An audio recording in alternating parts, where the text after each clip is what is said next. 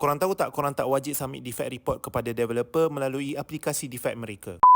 Korang boleh je submit defect report korang melalui written notice dalam bentuk PDF form dan sebagainya. Kalau tak percaya, korang boleh check balik agreement SMP korang. Even dalam Housing Development Act pun tak mention korang perlu submit report melalui aplikasi defect. Ramai pembeli komplain dengan aplikasi defect yang menyusahkan. Banyak yang nak kena isi, login tak boleh, limited defect dan sebagainya. Mari sini kita orang nak cerita the dark side of defect app. Ingat tak, time pembeli nak collect kunci, developer ada kasih acknowledgement form atau agreement form supaya pembeli wajib hantar defect report dalam app. Kalau korang tak sign, korang tak dapat kunci. Sebelum abang collect kunci rumah, abang perlu sign acknowledgement form ini dulu. Tak sign, tak dapat kunci. Itu adalah satu paksaan supaya pembeli submit report dalam aplikasi mereka. Kononnya, mudah bagi pemaju untuk memonitor semua defect yang dilaporkan. Tapi, hakikatnya, pemaju nak kontrol defect submission korang. Contohnya, sesetengah apps hanya boleh submit 50 defect sahaja. Tak lebih daripada itu. Padahal, defect berlambak. Setiap defect hanya boleh submit satu gambar sahaja. Mereka akan ignore atau void defect itu atas alasan gambar tak jelas atau info tak lengkap. Sesetengah aplikasi defect menghadkan defect submission tau.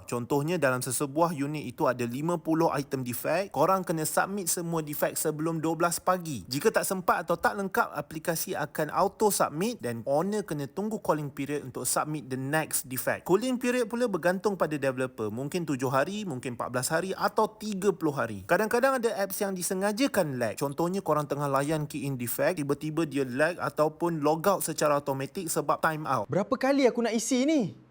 Asyik logout je. Apps tu pula tak ada features autosave. Owner lah yang kena key in balik dari mula. Bila owner fed up, tak banyak defect yang dapat disubmit dan developer pun happy sebab tak banyak defect yang kena rectify. Ada apps yang makan masa untuk submit defect, makan masa untuk register setiap satu defect. Step yang leceh dan berulang membuatkan pembeli malas nak register setiap defect dan akhirnya developer boleh claim projek mereka defect yang amat sedikit. Tapi bukan semua apps tak bagus. Ada juga apps yang baik. Ada juga apps yang boleh submit PDF, jadi owner senang buat submission, senang nak buat report. Mereka cuma hantar defect report yang kami sediakan. Korang yang nak check defect sendiri tu, kita orang sarankan korang pakai defect log. Korang boleh key in semua defect tu tadi, generate professional report dan hantar terus pada developer. Korang boleh download defect log di Google Apps atau App Store dan mulakan inspection sekarang. Defect log, your home defect solution.